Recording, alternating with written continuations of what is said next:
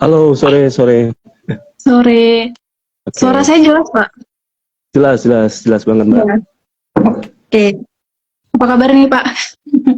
Sehat? Baik, alhamdulillah, baik. Alhamdulillah. Apa kabar, Mbak Andin? Sehat? Sehat, Alhamdulillah.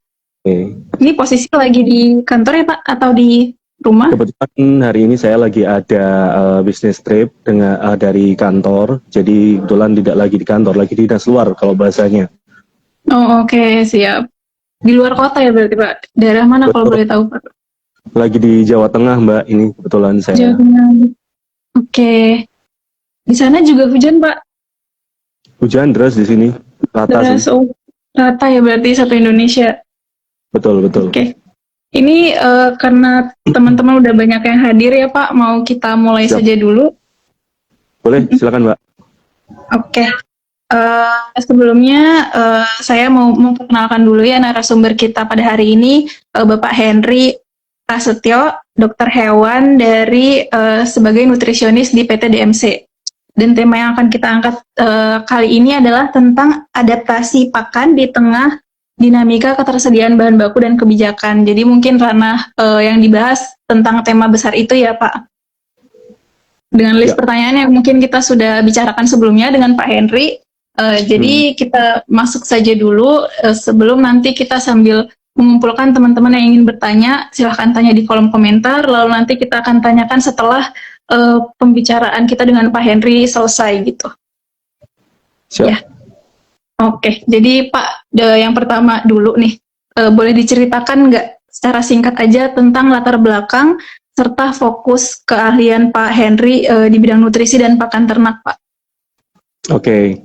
Baik, Assalamualaikum warahmatullahi wabarakatuh. Selamat sore, Sobat Poultry yang ada atau yang mengikuti live Instagram di Instagram dari Poultry Indonesia. Saya ucapkan terima kasih yang sudah join di sini. Perkenalkan, nama saya Henry Eko Prasetyo. Saat ini saya sebagai praktisi atau poultry practitioner atau praktisi perunggasan, dan juga saat ini saya bekerja di salah satu perusahaan yang terintegrasi mulai dari hulu dan hilir, yaitu Dinamika Megatama Citra, yaitu salah satu perusahaan yang base-nya ada di Jawa Timur, dan saya sebagai Head of Nutritionist. Nah, saat ini memang mulai akhir tahun lalu saya juga diminta untuk mengembangkan bisnis dari perusahaan. Jadi saya selain animal nutritionist, saya juga diminta untuk bantu untuk bisnis development juga, seperti itu, Mbak Anggi. Oh, oke. Keren sekali. Jadi sebenarnya dua ranah yang sebenarnya nggak terlalu agak bertolak belakang ya, Pak. Satunya kan nutrisionis dan satunya business development. Ya, nggak terlalu jauh lah, tapi ya harus belajar terus. Oke, siap. Lalu tentang melihat kondisi saat ini, Pak, bagaimana menurut Pak Henry tentang gambaran umum tantangan yang dihadapi sektor pakan di Indonesia sekarang, Pak? Ya, memang belakangan ini, terutama di pertengahan tahun 2025 hingga akhir tahun 2025, ini memang terutama di bisnis peternakan, khususnya baik itu feed miller maupun peternak layer khususnya ya, karena peternak layer rata-rata ini beberapa dari peternak ini menggunakan sistem soft mixer atau melakukan proses mixing sendiri. Tentunya erat kaitannya bisnis ini itu berhubungan dengan bahan baku. Di pertengahan tahun lalu, tahun 2025, perusahaan atau pemerintah ini memberikan mandat kepada salah satu perusahaan atau BUMN-nya untuk menghandle jagung. Jadi jagung itu batas minimum price-nya dibatasi. Jadi kita atau kami, baik itu peternak maupun feed miller, ini membeli jagung ini dengan batas minimum harga. Nah, dan akhir tahun 2025 atau mungkin awal tahun ini tidak hanya jagung, lalu menjadi bahan baku yang kedua yaitu soybean meal. Tentunya jagung dan soybean meal ini merupakan bahan baku yang paling utama yang sering dipakai khususnya untuk pakan poultry. Gabungan antara bahan baku jagung dan atau SBM ini itu sudah sampai kurang lebih 70-80% dari 100% ingredient bahan baku yang sering kita pakai. Tentunya dengan kondisi ini harga jagung naik, harga SBM naik, tentunya ini akan membebani dalam tanda kutip bagi kami yang biasa menggunakan basic konsoi ini, seperti itu. Tentunya ini merupakan tantangan bagi kita semua, tidak hanya dari sisi sektor feed miller aja atau perusahaan feed mill saja, tapi juga bagi peternak juga, seperti itu, Mbak Andin. Kalau yang soal jagung dan SBM ini, Pak, pengaruhnya kira-kira yang sejauh ini sangat mempengaruhi di lapangan bagi para pembuat pakan, perusahaan pembuat pakan atau yang self mix, itu apa, Pak? Ya, jadi memang saat ini kami untuk suplainya, terutama untuk SPM ya, terutama di akhir tahun ini memang serba masih belum ada kepastian. Yang mana suplainya sampai saat ini mungkin kita masih belum tebak bagaimana entah itu dari sisi kuantitinya atau dari sisi pricingnya, itu memang saat ini masih belum bisa kita tebak. Mungkin yang ada pun atau para importir ini masih menahan stok SBM-nya, dan mereka yang ingin melakukan pembelian saat ini itu pun masih ragu-ragu nanti sampai sejauh mana. Namun dari pemerintah ini hingga bulan Januari, Februari, Maret ini masih memberikan kelonggaran. Jadi yang mungkin bagi feed miller ataupun peternak layer yang sudah melakukan pembelian atau PO misalnya yang hingga sampai bulan Maret ini masih dilonggarkan untuk bisa mendatangkan SBM itu. Sedangkan nantinya setelah bulan Maret atau bulan April ini mulai dikendalikan oleh salah satu BUMN atau ya kalau kita bilang yang sekarang berdikari seperti itu. Jadi kita nantinya akan satu pintu melalui berdikari untuk pembeliannya. Seperti itu, Mbak. Oke, Pak. Ini tadi kan soal SBM ya. Kalau soal yang jagung, Pak, boleh lebih dijelaskan lagi. Mungkin kondisi sebelum sekarang kan yang lagi ramainya tentang SBM. Jagung kemarin kan infonya yang ada SPHP itu ya, Pak. Nah, itu setelah ada SPHP pengaruhnya seperti apa? Ya, jadi memang saat ini dari pemerintah ini sangat memantau sekali. Halo, ya, dari pemerintah ini melalui Bulog ini sangat berperan sekali dalam proses. Iya, sebenarnya. Gimana, Pak? Mbak, sorry. Iya, sebenarnya. Ini sinyal saya apa sinyal Bapak ya, Pak? Jelas sih suaranya Mbak Andin di saya. Oke. Tadi pertanyaannya juga jelas ya, Pak? Jelas. Oke. Jadi saat ini memang dari pemerintah ini membatasi harga minimum pembelian, terutama untuk jagung yang kadar airnya sekitar 12-14%. Di mana ini semua dibatasi pembeliannya yaitu sekitar di 6.200 per kilo ya, seperti itu. Jadi memang kalau memang di atas itu memang pemerintah belum ada kebijakan-kebijakan lain untuk bottom price-nya. Tapi sementara ini masih di moisture atau kadar air di range persentase segitu, Mbak Andin. Nah, tentunya ini dari kami tidak bisa serta-merta yang dulunya mungkin kita bisa membeli harga jagung di bawah harga 6.200 mungkin, bahkan mungkin menyentuh harga 5.000-an. Saat ini dengan adanya kebijakan seperti itu, ini kita tidak bisa melakukan itu lagi. Jadi petani pun sudah tahu bagaimana bottom price yang sudah ditetapkan oleh pemerintah, dan kami pun juga tidak berani apabila kami membeli harga di bawah harga yang sudah ditetapkan oleh pemerintah. Jadi kita sama-sama menghormati lah.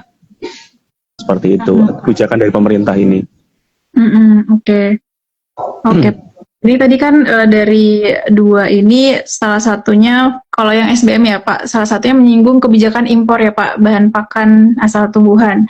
Nah, kalau dari pengaruh kondisi pasokan global Pak, karena kan impor pasti ada pengaruhnya juga sama kondisi global, itu seperti apa? Ya, jadi saat ini kemarin kami coba pelajari juga kira-kira, dan kami juga berdiskusi kalau di feed mill itu kami tergabung dalam GPMT Mbak Andin. Jadi memang saat ini memang di Indonesia itu untuk bahan baku lokal yang kita selama ini kita pakai itu hanya sekitar 50-60%. Nah, sedangkan untuk 30-40% itu masih impor seperti itu. Ya, kalau kita lihat mungkin kalau di bahan baku lokal ya mungkin hanya jagung, bekatol, PKM mungkin itu yang banyak kita pakai. Tapi untuk bahan baku impor itu mulai dari SBM, DDGS, CGM ataupun rapeseed meal misalnya, bahkan vitamin, mineral dan feed additive pun kita impor. Nah, tentunya dengan kebijakan ini kita sebagai nutrisionis atau sebagai peternak harus benar-benar ini challenging atau tantangan untuk kita semua untuk mencari substitusi bahan baku alternatif yang lainnya. Tentunya kita tidak asal langsung ganti dan kita harus melakukan analisa terlebih dahulu bagaimana bahan baku alternatif pengganti SBM ini misalnya. Dan juga kita harus melihat bagaimana untuk ketersediaannya di lapangan. Jadi misalnya kita mau beli atau mau pakai ini ketersediaannya harus ada terus-menerus. Karena tidak mungkin kita pakai lalu mungkin 2 minggu atau berapa bulan lagi tiba-tiba bahan baku ini tidak ada. Jadi ini merupakan tantangan kita semua dan tentunya kita wajib dan tahu karena bahan baku alternatif pasti seringkali kita temui anti nutrisi ya. Jadi ini harus kita analisa yang sedetail mungkin seperti itu. Oke. Kalau sejauh ini Pak, pasti kan riset-riset untuk alternatif SBM sudah ada dari beberapa tahun lalu ya Pak. Yang paling mendekati untuk pemanfaatannya sekarang itu apa Pak? Ya, memang untuk penggantinya ini kita tidak bisa menggantikan 100% untuk SBM karena secara genetik ayam ini atau ayam dari mulai, karena kan kita masih impor GPS, memang dari asalnya dia memang corn soy base atau bisa jadi wheat soy base seperti itu. Jadi kalau misalnya kita ganti soy ini atau SBM ini kita ganti 100%, ini tidak mungkin. Tapi kita bisa menggantikan beberapa persen dari konten SBM ini. Misalnya yang mendekati di sini mungkin yang sudah common dipakai seperti CGM atau DDGS atau juga mungkin ada beberapa yang sudah mulai mendatangkan canola meal misalnya. Nah, jadi bahan baku ini mungkin bisa jadi salah satu alternatif untuk bisa mengganti sebagian besar, sebagian kecil mungkin persentase SBM ini dalam formula pakan. Namun pastinya bahan yang saya sampaikan tadi itu seringkali memiliki karakteristik mungkin yang tidak sama dengan SBM seperti anti nutrisinya. Ada juga beberapa bahan yang saya sampaikan seperti CGM, DDGS itu seringkali digestible asam aminonya itu lebih rendah dibandingkan SBM seperti itu, sehingga mau tidak mau untuk menjaga kestabilan atau konsistensi dari pencernaan asam amino dalam pakan, mau tidak mau kita harus menambahkan feed additive atau semacam seperti kristalin asam amino atau asam amino sintetis seperti itu. Contohnya kayak DDGS itu seringkali lysine dan metioninnya cenderung lebih rendah itu dibandingkan SBM. Mau tidak mau apabila kita pakai DDGS kita harus menambahkan sedikit lysine dan metionin agar secara nutrisi dalam pakan ini sama gitu dan performance relatif lebih aman seperti itu. Dan itu butuh pengetahuan juga ya Pak? Pasti. Dicari dulu ya. Pasti. Oke, kalau itu tadi kan soal alternatif ya Pak. Kalau soal ketersediaan dari para alternatif ini untuk bisa menggantikan sekian persen dari SBM tadi itu pandangannya seperti apa Pak? Ya, kalau tadi yang saya sampaikan untuk CGM, untuk DDGS ini memang belum banyak di Indonesia yang pakai dalam jumlah banyak, tapi ini selalu ada tiap tahun. Jadi sebenarnya CGM dan DDGS ini sudah cukup lama dipakai dan rata-rata selalu tersedia di Indonesia. Namun dengan kondisi saat ini memang kemungkinan besar menurut opini saya ini mungkin akan lebih banyak lagi secara demand-nya seperti itu, sehingga mungkin ini perlu kita perlu kita teliti lebih dalam bagaimana potensi dari alternatif ini agar bisa minimal itu ketika kita pakai itu secara performance di poultry atau di ayam itu bisa minimal sama seperti itu. Nah, tentunya kita perlu tahu dulu bahan baku alternatif ini seringkali juga memiliki anti nutrisi Mbak Andin. Jadi mau tidak mau kita analisa dulu apa anti nutrisinya. Semacam seperti DDGS. DDGS itu pitatnya juga lumayan tinggi Nah, tentunya kita harus memberikan mungkin atau kalau tadi anti nutrisi ini saya sampaikan kayak semacam substrat ya, atau kunci dan gembok lah bahasanya kita. Jadi kita harus memberikan enzim yang membantu untuk mendigest dari anti nutrisi ini. Seperti itu menurut saya. Oke. Dan keduanya tadi yang dijadikan alternatif didapatkan dari impor ya Pak? Atau Ya, kita di dalam... sementara ini sih kita masih impor. Rata-rata DDGS dan CGM ataupun tadi ada beberapa bahan baku ini rata-rata impor. Kalau DDGS ada juga dari US, CGM juga dari US, dan juga mulai masuk beberapa bulan belakangan ini dari India. Ini India juga mulai masuk untuk produk-produk itu. Dan China juga mulai masuk beberapa bahan baku tersebut. Oke. Ini kan karena dari tadi beberapa bahan yang kita bahas itu rata-rata impor ya Pak. Kalau menurut Bapak sekarang ini posisi kita seberapa besar ketergantungannya Pak industri pakan ternak di Indonesia, terutama poultry ya Pak, terhadap bahan baku impor? Ya, sebenarnya kita banyak sekali alternatif bahan baku lokal, Mbak Andin. Seperti PKM misalnya, PKM, palm kernel meal atau pumpil kelapa sawit atau kopra, ini merupakan potensi yang besar untuk bahan baku di Indonesia. Kalau PKM ini beberapa tahun yang lalu, tahun 2025, kita pun bisa melakukan impor hampir 4.000 metric ton per bulan. Nah, ini menurut saya ini sangat potensi dan PKM ini selalu tersedia tiap tahunnya. Nah, namun memang apabila kita coba teliti variabilitas atau gap antara PKM A atau PKM 1 dan PKM yang lainnya ini cukup tinggi gap nutrisinya. Nah, sehingga kita harus memilih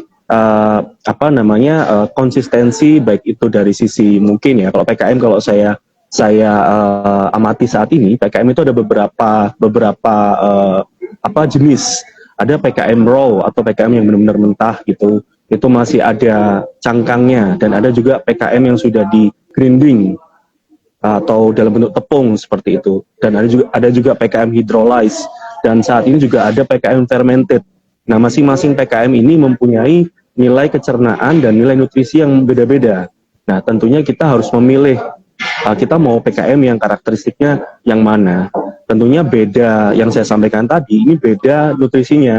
Nah, dengan kita menentukan tadi, minimal kita ada bottom atau minimum batas nutrisi. Nah, ketika kita sudah kunci ini, baru kita bisa mikirkan yang lainnya. Misalnya anti nutrisinya apa. Nah, memang kalau PKM ini cenderung manannya tinggi. Nah, manan ini kita harus mencari mungkin antidotnya apa atau yang substrat dan enzimnya apa. Kalau manan ini biasanya beta mananase. Nah, seperti itu. Dengan potensi-potensi bahan baku lokal ini, harapannya ketika kita sudah menemukan pakem yang tepat, baik itu dari sisi karakteristik PKM-nya, lalu anti nutrisinya apa, dan apa solusinya, baik itu enzim sampai gut health solution-nya, atau gimana untuk maintain agar kesehatan saluran pencernaannya ini baik, ini mudah-mudahan ini bisa sedikit mengeliminir ketergantungan kita terhadap bahan baku impor tadi. Sehingga bahan baku lokal ini yang awalnya hanya mungkin 50-60%, mungkin ya paling nggak 5 atau 10% lah meningkat lah. Sehingga mungkin kita ketergantungan akan bahan baku impornya ini tidak terlalu tinggi. Seperti itu Mbak Andin menurut saya. Oke. Mungkin selanjutnya kita akan bahas tentang biaya ya Pak. Karena kan dari tadi alternatif kan pasti juga datang dengan harga yang berbeda-beda. Nah, sebelum itu saya ingin mengajak dulu Pak untuk para sobat poultry yang sudah join, silahkan nulis pertanyaannya ya di kolom komentar. Agar setelah kita selesai dengan pertanyaan-pertanyaan ini, nanti kita akan menyebutkan pertanyaan dari teman-teman semua. Gitu.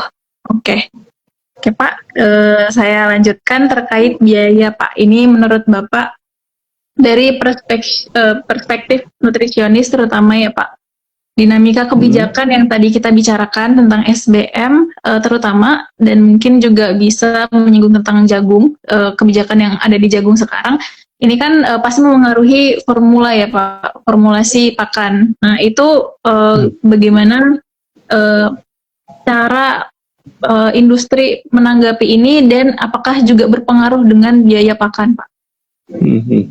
Ya. Yang jelas ini tantangan ini tidak hanya satu yang mengalaminya, tapi ini adalah semuanya, seluruh Indonesia mengalaminya. Tentunya ini merupakan tantangan bagi kami yang sebagai nutrisionis. Kita harus benar-benar kreatif, sekreatif mungkin dan sefleksibel mungkin. Jadi saat ini kita tidak bisa hanya memilih saya harus pakem konsoy saja. Jadi saat ini yang semakin kreatif, yang semakin adaptif itu yang akan survive nantinya. Dan yang kedua, tentunya kita harus bisa menentukan nilai mungkin minimum nutrisi dari bahan baku alternatif tadi itu agar secara konsistensi formula yang kita buat itu relatif lebih stabil seperti itu. Dan tentunya saat ini kita tidak hanya berpikiran harga formula saja, tapi kita harus berfokus terhadap end produknya. Bagaimana formula yang kita pakai ini itu bisa menghasilkan performance ayam yang optimal seperti itu. Jadi mungkin ini juga jadi pertimbangan juga bagi para peternak. Jadi peternak mungkin kita dengan kondisi seperti ini jangan kalau menurut saya jangan tergesa-gesa untuk mengganti bahan baku yang mungkin bisa jadi itu bersifat seasonal atau musiman, lalu diganti drastis sehingga ini berdampak terhadap performance dari ayamnya. Tapi kita harus berpikir terlebih dahulu formula atau nutrisi yang kita pakai ini itu kita berdampak terhadap ending dari performance ayamnya sehingga bisnis ini tetap akan saling jalan. Tentunya dengan kondisi seperti ini harapannya secara stabilitas performance ini akan lebih baik dan secara bisnis juga akan lebih jalan seperti itu menurut saya. Oke, ini kalau dari sudut pandang riset ya Pak, ini kan pasti perlu banyak riset-riset yang sampai menemukan formulasi yang terbaik ya dari penggunaan substitusi dan menyesuaikan dengan kebijakan dan lain sebagainya. Nah ini biasanya butuh waktu berapa lama Pak untuk menemukan yang terbaik dari formulasi itu misalkan? Oke, jadi mungkin kalau yang saya berdasarkan pengalaman saya yang sudah kami lakukan, jadi memang yang pertama kita lakukan, kita harus tahu dulu, kita harus membatasi bottom nilai nutrisi yang kita tentukan untuk bahan baku alternatif ini, tahap pertamanya. Dan yang tahap kedua, kita harus tahu bagaimana karakteristik bahan baku alternatif ini yang kita pakai, apa anti nutrisinya, seperti itu. Jadi anti nutrisi ini, lalu kita kalkulasi bagaimana anti nutrisi ini bisa tercerna atau terdigest dengan baik di dalam saluran pencernaan ayam atau poultry ini. Nah, dengan kondisi seperti ini kita tidak semacam iklan teh itu. Jadi apapun makanannya minumnya teh itu gitu misalnya. Jadi kita mendesain enzim itu berdasarkan dengan anti nutrisi yang kita pakai. Lalu yang ketiga, kita harus tahu apa dampak terhadap kesehatan saluran pencernaan. Misalnya dia akan mengakibatkan mungkin secara viskositasnya tinggi karena rata-rata alternatif bahan baku ini itu fibernya tinggi. Jadi kita harus kira-kira kalau misalnya viskositasnya tinggi ini kira-kira apa ya nanti dampaknya? Salah satunya adalah inflamasi di dalam saluran pencernaan. Nah, ketika terjadi ini lalu kita mencari gut health solutionnya apa? Mungkin feed additive yang dapat menyehatkan saluran pencernaan. Nah, riset-riset tahapan-tahapan riset ini mulai dari proses in vitro mungkin atau mungkin proses di lab hingga nantinya dicoba ke ayam, ini harapannya bisa terus-menerus. Tentunya ini tentunya ini memerlukan tidak singkat ya proses ini. Ya bisa jadi mungkin 2 sampai 3 kali periode dalam proses di riset atau R&D farm misalnya, ini baru menemukan pakem yang tepat. Jadi poin-poin tadi sangat holistik lah kalau saya pikir. Tidak bisa kita hanya dari satu sisi nutrisi saja, tapi dari sisi kesehatan juga kita kolaborasikan seperti itu. Kalau waktunya ya sekitar 2 sampai 3 periode mungkin. Oh oke. Ya, menarik Pak. Dan itu semua tahap-tahap itu kan lumayan panjang ya Pak. Ini apakah realistis juga untuk dilakukan bagi teman-teman peternak yang mereka kan self mix ya Pak? Mungkin kalau halo Pak. Ya jelas. Oke.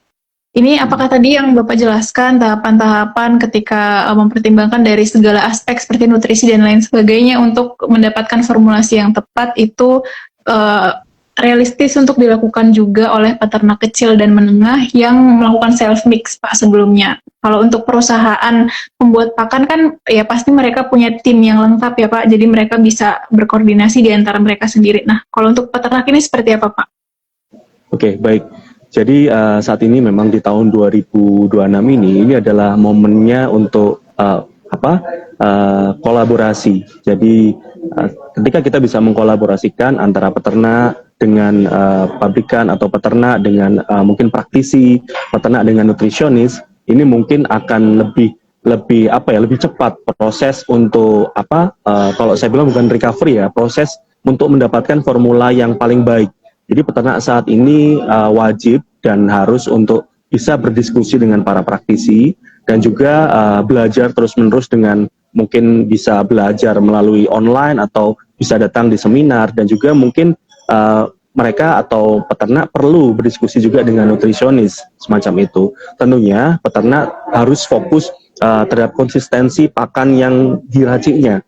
Jadi kita tidak kalau istilahnya tidak kaget dengan kondisi seperti ini lalu tiba-tiba langsung mengganti total bahan baku yang biasanya dia pakai dengan diganti dengan bahan baku alternatif misalnya. Jadi harus fokus terhadap konsistensi dari pakannya, terutama untuk mengganti perubahan-perubahan formula yang menurut saya yang sangat ekstrim seperti itu. Dan yang ketiga tentunya peternak harus wajib tidak hanya mengandalkan dari sisi nutrisi saja Mbak, tapi juga mengoptimalkan dari sisi manajemen kandangnya, baik itu manajemen dari sisi housing manajemennya, bagaimana untuk memelihara ayamnya, dan juga selain manajemen pemeliharaan yaitu manajemen kesehatan dari poultry-nya, manajemen kesehatan dari ayamnya, seperti itu. Karena tentunya pakan walaupun kita buat sebagus bagaimanapun nutrisinya, tapi kalau misalnya tidak diiringi dengan manajemen yang baik, misalnya housing manajemennya, kalau close house misalnya, lalu rasio pakan, tempat minum misalnya, dan manajemen kesehatannya, biosecurity-nya misalnya, ya istilahnya sama saja. Dan ini memang sangat nyambung antara kestabilan nutrisi, digestible dari nutrisi, cernaannya bagaimana, dan juga manajemen di dalam kandang. Seperti itu sih Mbak. Oke, jadi semua faktor di dalam kandang itu juga tetap harus diperhitungkan ya Pak, nggak cuma menggantungkan dengan pakan ya Pak. Yes, betul. Oke, ini kalau misalkan kita melihat ke depan Pak, setelah ngomongin kondisi saat ini, tantangan proyeksi yang akan terjadi di sektor pakan poultry ke depannya itu seperti apa Pak? Oke, tantangan poultry yang saya sampaikan tadi, jadi kita memang harus adaptif dengan kondisi saat ini. Jadi tidak bisa kita terlalu kaku dengan mungkin pakem kita yang dahulu. Jadi kita harus terbuka dan open dengan segala mungkin alternatif yang ada. Dan tentunya ke depan ini memang spirit of collaboration ini atau spirit kerjasama dari masing-masing baik itu stakeholder maupun peternak atau bahkan nanti dikonekkan dengan mungkin lingkungan pendidikan seperti kampus misalnya, agar saling terintegrasi dari masing-masing pemimpin atau masing-masing pemilik kebijakan ini, seperti itu. Dengan adanya spirit of collaboration dari baik itu dari peternak, dari stakeholder mungkin sektor swasta maupun dari sektor pendidikan, harapannya tantangan ke depan ini akan lebih mudah seperti itu untuk dilaksanakan, terutama untuk peternak ya, karena saya yakin peternak ini memiliki keterbatasan yang mana kita harus berpikir adaptif dengan kondisi saat ini, seperti itu sih. Oke. Spirit of collaboration ya Pak, itu kunci utama adaptasi ya. Betul. Siap. Ini karena pertanyaan kita sudah habis ya Pak, yang kami siapkan, dan nanti sebenarnya ada satu pertanyaan yang saya keep untuk saya tanyakan di akhir sebagai closing Bapak nanti. Nah, siap. Sekarang kita bergeser ke pertanyaan dari para audiens nih Pak. Ini pertama ada dari Bella. Pertanyaannya, apakah ada produk alternatif lokal yang bisa dengan mudah didapatkan di Indonesia? Tadi sebenarnya sudah dibahas ya Pak, mungkin apakah mau ditambahkan lagi? Untuk bahan baku ya Mbak ya? Iya, jadi yang dari Indonesia. Oke, jadi kalau kita bilang sumber energi itu mungkin kalau kita bilang ada beberapa dari umbi-umbian. Kalau umbi-umbian ini ada mungkin cassava chip misalnya. Cassava chip itu juga cukup banyak, tapi memang cassava ini bersifat musiman, Mbak. Terutama di musim-musim hujan dia mulai banyak panen. Tapi nanti pada saat musim kemarau ini mulai agak jarang seperti itu. Jadi salah satu mungkin alternatif pengganti jagung ya, ketika jagung mahal itu bisa juga cassava chip. Kalau dari sumber biji-bijian mungkin saat ini memang sangat terbatas kalau dari biji-bijian, karena rata-rata biji-bijian ini kita masih melakukan impor, Mbak, seperti ada CGF misalnya, atau mungkin DDGS, atau mungkin CGM. Tapi memang sebenarnya ada salah satu bahan baku lokal juga atau byproduct dari jagung, itu namanya ampok jagung. Ampok jagung ini juga cukup tersedia di sepanjang tahun, dan energinya juga cukup tinggi, sekitar 3.300-an kilokalori untuk energi ampok, dan dia juga memiliki santofil yang baik. Tapi memang kita perlu perlu memeriksa terlebih dahulu bagaimana kualitasnya, karena ampok ini sering mungkin ada gumpal di situ, dan kita harus juga batasi untuk kadar air atau moisturnya ketika kita terima, karena dia mudah menggumpal dan riskan sekali untuk terjadi jamur. Nah, khawatirnya kalau kita tidak batasi pada saat penerimaan, ini akan malah jadi problem di ayamnya, seperti itu. Atau mungkin sumber protein di sini juga mulai banyak dipakai untuk palm kernel meal misalnya. Kalau kita bicara sumber protein, ada juga selain dari plant based atau dari tumbuh-tumbuhan, ada juga dari animal byproduct ya. Tapi memang perlu hati-hati animal byproduct, misalnya kayak feeder meal, blood meal misalnya, ada juga poultry byproduct misalnya, itu cukup banyak. Tapi kalau yang di lokalan itu seringkali pepsin digest atau mungkin kecernaan dari proteinnya itu seringkali tidak terlalu tinggi, mungkin sekitar di bawah 60 atau 70%. Nah, mungkin ini juga perlu kita lakukan pengolahan terlebih dahulu, misalnya kita hidrolisis sehingga kecernaannya meningkat seperti itu. Nah, tentunya dari alternatif-alternatif ini tidak bisa berdiri sendiri. Kita perlu menambahkan mungkin seperti enzim atau asam amino misalnya, karena relatif asam amino atau kecernaan asam amino dari bahan baku alternatif ini relatif lebih rendah dibandingkan konsoy, seperti itu. Selain PKM tadi yang sudah saya jelaskan. Tidak ada plant based sama ada animal based ya, Pak? Yes, betul. Tapi tidak bisa berdiri sendiri. Oke. Betul. Ya, ini ada pertanyaan lagi Pak dari Alaudia Zada. Bagaimana memastikan pakan lokal tetap terjaga dan sesuai SOP nutrisi atau nutrisionis? Oke, pakan lokal ya. Pakan lokal. Jadi mungkin peternak ya ini ya Mbak ya. Nah, jadi gini, dalam pembuatan formula itu kita yang paling kita utamakan itu adalah ingredient cost atau harga dari bahan baku. Kira-kira bahan bakunya masuk enggak dari sisi formula kita. Percuma kita pakai bahan baku terus bahan bakunya mahal. Ini kan juga sia-sia, sama aja kita buang-buang uang, karena cost pakan itu cukup tinggi dalam proses manajemen, sekitar 70 bahkan 80%. Nah, yang kedua, bagaimana ketersediaannya? Apa ada sepanjang tahun. Jadi kita harus mementingkan secara sustainability-nya. Lalu yang ketiga, kita membuat formula pakan itu base nutrisinya berdasarkan dari strain atau genetiknya. Misalnya kita mau pelihara layer, ya kita harus pendekatan nutrisinya harus sesuai dengan guidance minimal.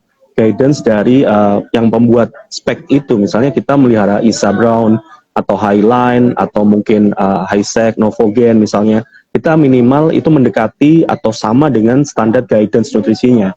Nah, misalnya ketika sudah kita buat secara formula dan nutrisinya, misalnya secara performance-nya itu ada selisih atau di bawah dari standarnya, baru kita adjust sedikit demi sedikit secara nutrisinya.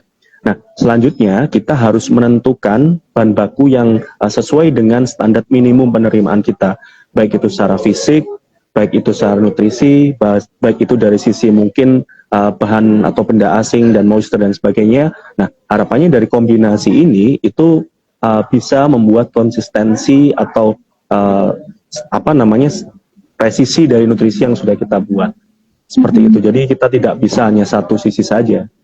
Oke. Kalau guidance tadi ya Pak, itu kan biasanya dapat ya dari strain ada itu di mana?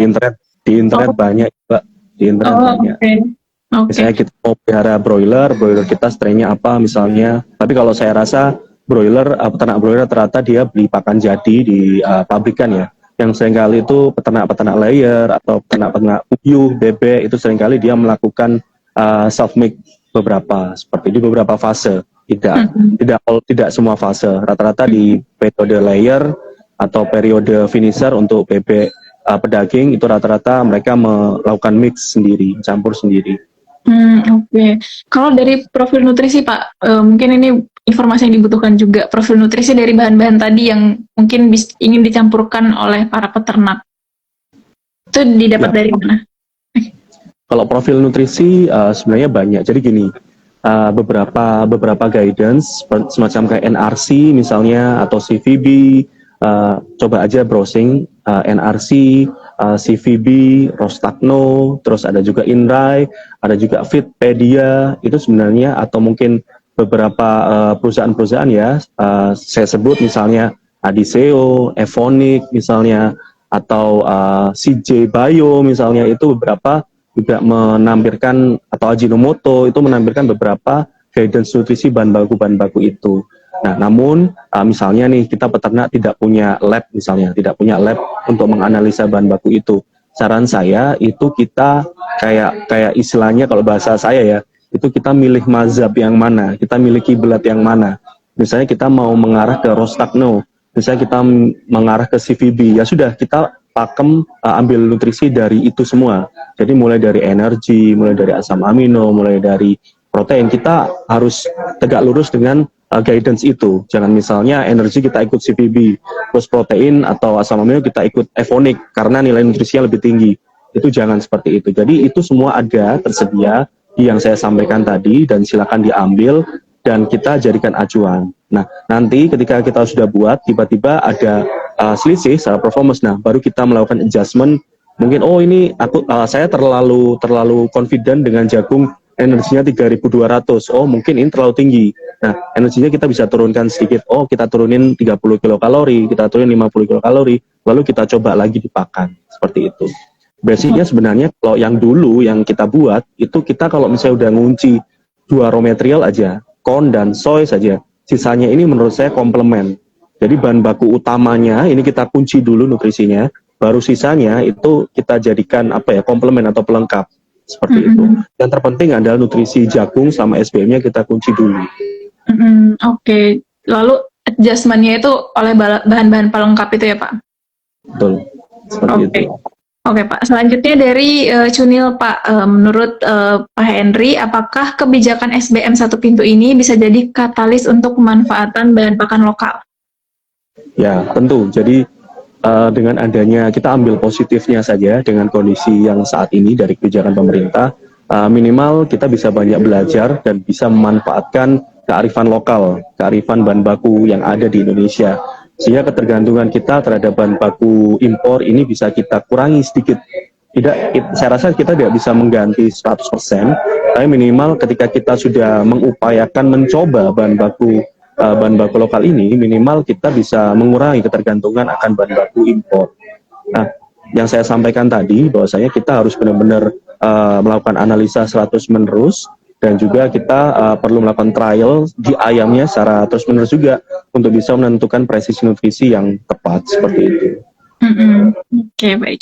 Selanjutnya ada dari Aditya Ananda Putra, Pak. Bagaimana kondisi harga bahan baku alternatif pengganti SBM saat ini? Apakah ikut naik karena demand-nya juga naik? Ya pasti, karena itu hubungan ini ya, rantai bisnis ya, ada supply dan demand. Ketika demand-nya banyak ya pasti supply-nya juga pasti akan lebih sedikit. Nah, ketika ketersediaannya ini sangat terbatas, otomatis harganya akan jadi lebih mahal. Pasti akan ada peningkatan. Berarti sekarang sudah ya Pak, sudah ada peningkatan demand? Sudah Mbak, ini mulai jarang ini untuk beberapa bahan baku alternatif, sudah mulai rebutan di mill ya, terutama ya. Jadi orang-orang procurement udah mulai ya agak pusing dikit lah mencari bahan baku alternatif. Oke. Kalau boleh tahu Pak, bahan apa yang sudah paling susah didapat sekarang Pak untuk alternatif? Ya, saat ini di DJS sudah mulai, yang biasanya mulai banyak di lapangan, di DJS sudah mulai jarang, ya rebutan lah, bukan jarang ya, rebutan untuk di ketersediaannya di pasar, dan CGM juga mulai jarang di pasar. Dan bahan baku lokal juga seperti cassava, ampo itu juga mulai jarang. Tapi yang masih banyak di Indonesia ini adalah PKM. Jadi palm kernel mint ini sangat melimpah sekali di Indonesia.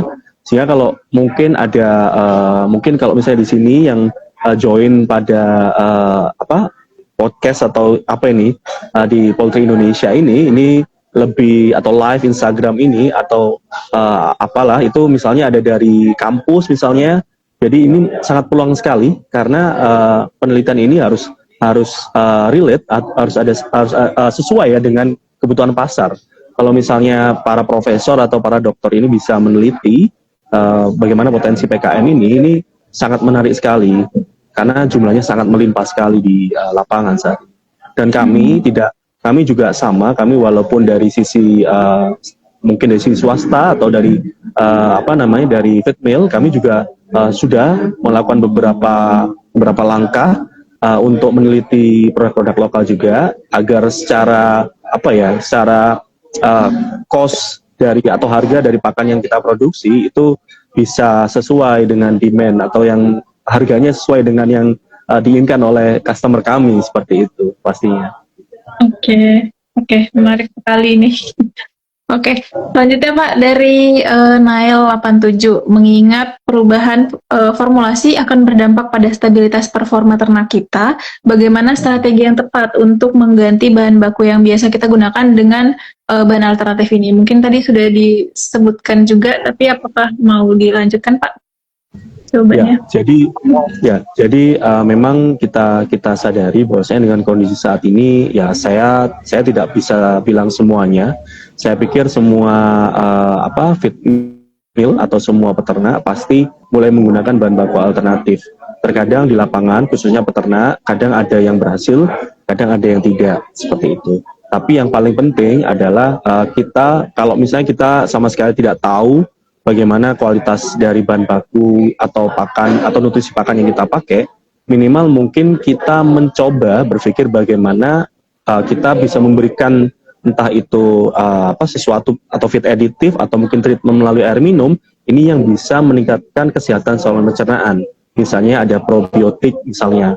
Karena dengan penambahan probiotik ini paling tidak dia bisa menekan jumlah bakteri patogen yang ada di saluran pencernaan. Sehingga bakteri patogen ini tidak sampai menjadi menginfeksi atau buat radang di saluran pencernaan. Karena usus itu merupakan kalau sering saya bilang ini adalah ATM buat peternak. Kalau ususnya ini masalah, itu pasti performanya akan goyang. Dan yang kedua, seringkali yang mau tidak mau dengan kondisi saat ini pasti banyak sekali mungkin nutrisi yang terbuang. Nah, salah satunya adalah vitamin dan mineral. Dengan penambahan mungkin multivitamin atau asam amino, ini harapannya bisa minimal bisa menstabilkan dari kesehatan si ayam itu seperti itu.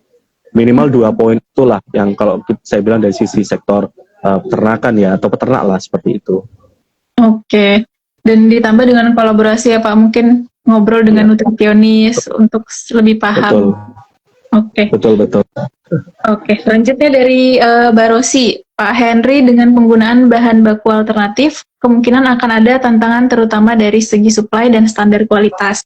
Bagaimana cara kita untuk mengatasi gejolak tersebut, Pak? Oke, nah ini agak sulit sih pertanyaannya. Jadi memang kita memang saat ini sedang berusaha untuk minimal secara performanya tidak goyang, tapi ya memang paling tidak kita mencoba terlebih dahulu dan apabila secara hasilnya itu kurang begitu maksimal, ya mau tidak mau kita memperbaikinya. Misalnya kayak tadi kita pakem nutrisinya sekian. Nah, kalau misalnya ini tidak tampak secara performance di ayam, ya mau tidak mau kita adjust sedikit untuk nutrisinya. Ya memang trial and error itu pasti akan terjadi dengan kondisi saat ini. Oke. Dan standar kualitas juga pasti lama-lama akan paham juga ya Pak. Mungkin suatu saat kalau demand-nya tinggi, mungkin pemerintah akan mengeluarkan SOP standar kualitas atau seperti apa Pak? Oke, jadi kalau bilang standar kualitas, ini kan memang pemerintah sudah mulai membuat 2 spek ya atau 2 mutu kalau saya bilang. Jadi saat ini terutama untuk di poultry itu memang sudah terbit untuk mutu 1 ini kita sepertinya lebih fleksibel. Jadi ada beberapa yang sudah menggunakan low protein diet ya, salah satunya seperti di broiler misalnya. Nah, saat ini memang dengan ada Mutu 2 ini mungkin secara tidak langsung mengakomodir dengan sistem low protein diet ini. Karena kalau kita belajar dari sisi spek atau minimum spek genetik yang sudah diterbitkan oleh beberapa genetik, terutama untuk broiler, itu rata-rata dia sudah mulai di bawah SNI kita. Nah, sehingga dengan kondisi seperti ini, apabila kita memaksakan dengan SNI yang dibuat yang waktu dulu hanya satu spek saja, ini tentunya banyak sekali protein ataupun nutrisi yang terbuang seperti itu. Nah, dengan harapannya dengan sistem low protein diet ini kita menstabilkan digestible asam amino dan kita menahan level energinya, harapannya ini tidak banyak yang terbuang sehingga nutrisi yang kita buat itu bisa lebih efisien dan terserap dalam saluran pencernaan si ayam itu. Seperti itu. Oke, ya. Ini selanjutnya Pak ada dari Salhar 15. Apakah ada pengalaman alternatif SBM dengan peanut meal atau ground nut meal? Apa saja yang harus diperhatikan dan di-adjust di formulasi? Oke. Jadi rata-rata memang groundnut atau peanut meal ini memang kalau di lapangan ini memang kendala dari variabilitas nutrisinya ini sangat tinggi. Nah, saat ini memang belum banyak. Kalau kita bicara PKM ini sudah mulai banyak mungkin diversifikasi produk-produk yang lain ya. Nah, terutama adalah minyaknya. Nah, kalau PKM ini sudah mulai banyak minyak kelapa sawit misalnya. Tapi untuk groundnut meal atau mungkin peanut meal atau mungkin kopra meal, ini seringkali minyaknya belum termanfaatkan. Dan persentase minyak dalam 3 bahan baku ini sangat berpengaruh terhadap nilai nutrisinya. Misalnya minyak antara 5% dan 7% atau 10%, semakin tinggi minyaknya, ini akan berpengaruh terhadap level nutrisi yang lainnya seperti protein dan asam amino. Jadi semakin banyak juga semakin banyak juga minyaknya, ini sekali mengakibatkan rancid ya atau tengik bahasanya.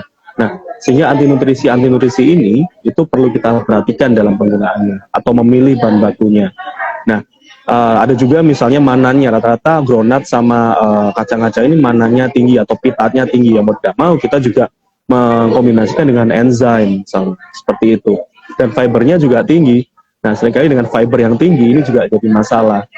Ya banyak sebenarnya yang tidak bisa kita jawab hari ini ya.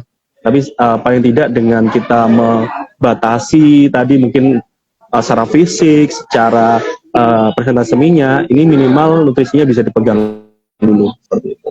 Oke.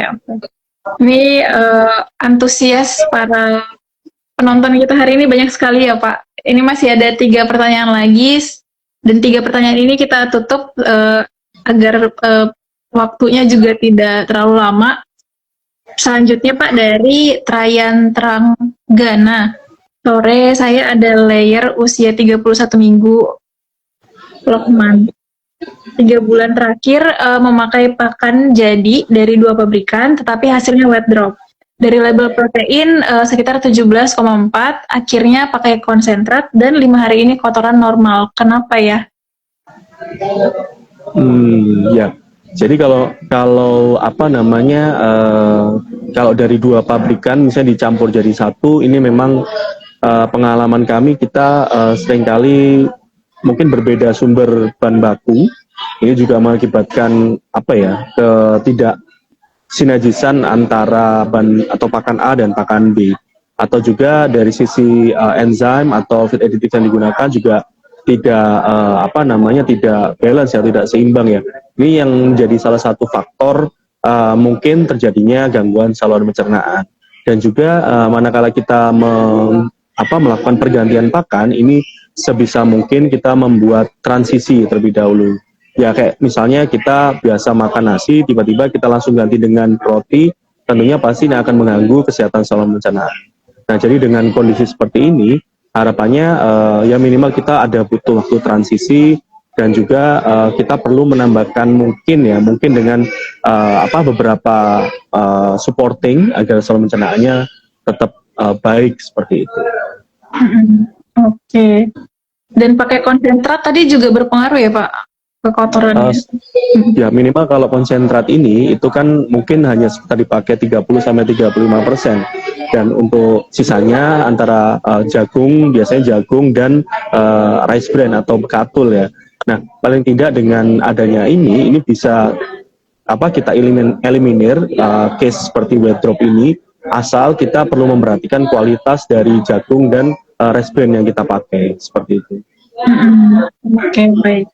Itu Pak, dari Poni Manhui, kira-kira feed aditif yang bisa digunakan ketika menggunakan bahan baku alternatif yang disebutkan tadi apa saja?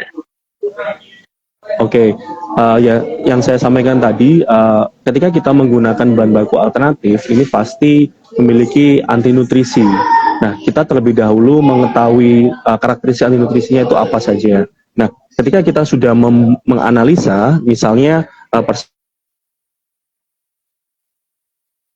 persentalis, nah lalu kita cocokkan, lalu kita coba dengan enzim yang membantu mencernanya. Misalnya kalau misalnya kita banyak pakai gandum, rata-rata silanya tinggi, atau arachidinosilanya tinggi. Ya mau tidak mau kita harus menggunakan silanase untuk membantu mendigest anti nutrisi ini. Atau misalnya kita pakai PKM, misalnya PKM manannya tinggi, mau tidak mau kita harus menambahkan beta mananase untuk membantu mencernanya. Nah, yang kedua tentunya kita tidak bisa hanya dengan enzim saja, tapi kita perlu menambahkan misalnya probiotik. Tentunya yang biasa makan konsoi base, tapi kita ganti dengan alternatif tadi, kita perlu menambahkan probiotik agar secara flora atau bakteri yang ada di saluran pencernaan ini bisa lebih stabil, seperti itu. Yang ketiga, ya kita perlu menambahkan beberapa gut health solution, ya misalnya saat ini kita tidak bisa menggunakan antibiotik, tentunya kita menambahkan mungkin alternatif yang lain, misalnya kombinasi essential oil, mungkin organic acid, atau mungkin beberapa mungkin AGV replacer kalau saya bilang, yang lain seperti itu, agar secara saluran pencernaan ini bisa lebih optimal dalam menyerap nutrisi yang kita buat. Dan semuanya disesuaikan dengan alternatif bahan baku yang dipakai ya Pak, apa yang dibutuhkan. Betul. Dari nutrisi-nutrisi itu. Betul. Ini pertanyaan terakhir Pak dari Aditya Ananda Putra. Berapa jumlah maksimal penggunaan bahan baku alternatif dalam formula mengingat anti nutrisi dan pencernaan nutrisinya? Ya, jadi berapa persen penggunaan bahan baku alternatif ini basicnya adalah seberapa besar kita tahu anti nutrisi di dalamnya. Semakin kita sudah mengkuliti anti nutrisi yang ada di dalam bahan baku alternatif ini apa saja, ini harapannya dan bisa memberikan mungkin alternatif feed aditif yang kita buat. Ini harapannya persentase penggunaan bahan baku alternatif ini semakin besar. Mungkin kita mulai dari 5-10% dulu bahan baku alternatif ini. Atau misalnya ketika sudah ketemu solusinya, misalnya enzimnya atau feed aditif yang lainnya, mungkin nilai nutrisinya dengan penambahan asam amino tambahan misalnya, kita bisa men-challenge lagi mungkin dengan 15-20% misalnya. Nah sebenarnya kalau sudah mencapai 20% ini bisa disampaikan kalau kita di level peternak ini sudah cukup berhasil kita dalam pembuatan atau penggunaan bahan baku alternatif ini. Apabila lebih, yaitu merupakan bonus, berarti kita sudah expert lah dalam pembuatan formula untuk pakan ayam kita. Oke, baik.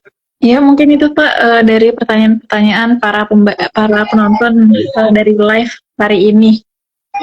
Cukup menarik karena banyak sekali yang antusias dan banyak juga pertanyaan-pertanyaan yang masuk.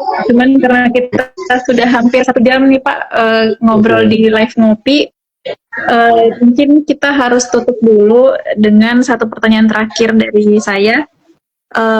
Menurut dari Pak Henry sendiri, apa satu pesan kunci bagi peternak agar tetap bertahan dan kompetitif di tengah dinamika bahan baku serta kebijakan yang ada sekarang?